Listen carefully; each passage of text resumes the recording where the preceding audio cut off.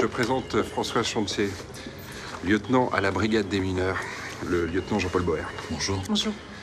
Elle a été détachée par la préfecture. Elle va nous aider dans l'affaire Stéphane Prieur. En fait, elle va surtout bosser avec toi. Ok, ouais. Le prévenu est un collègue de ma femme. C'est pour ça que je préfère que ce soit Jean-Paul qui s'occupe de l'affaire. Je voudrais recueillir le témoignage de la jeune fille au plus vite. Aujourd'hui, si possible. On va organiser ça, bien sûr. Pendant cet entretien, je serai la seule à l'interroger. Ne le prenez pas mal. C'est important pour la mettre en confiance. Non, mais je comprends. Chez les jeunes victimes d'inceste, les révélations se font souvent par vagues successives, incluant déni, rétractation et réaffirmation. Alors, c'est pas toujours évident de faire le tri. Ok, je vous suivrai.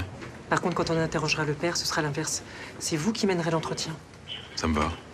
Je vais recontacter la mère de la petite pour qu'elle vienne cet après-midi. Je veux juste vous rappeler une chose. À partir de maintenant, il faut oublier tous vos préjugés. On a tous notre vécu ou nos opinions par rapport à ce genre d'affaires. Mais il faut les laisser au placard. Bien sûr. Sur ce genre d'affaires, il n'y en a jamais de semblables. Mais elles ont tout un point commun. On travaille sans preuve. La parole d'un enfant contre celle d'un adulte. Exactement. Parfois, l'enfant a des comptes à régler avec son parent. Et c'est pour ça qu'il accuse. Mais parfois, c'est l'inverse. L'enfant a du mal à parler malgré ce qu'il a vécu. On a bien conscience de la difficulté de cette affaire.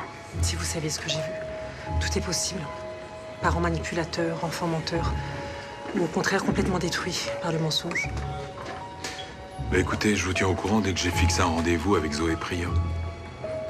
Mais si l'accusation de cette jeune fille nous convient, il nous paraît crédible, alors on convoque le père. Et là, on lâche plus.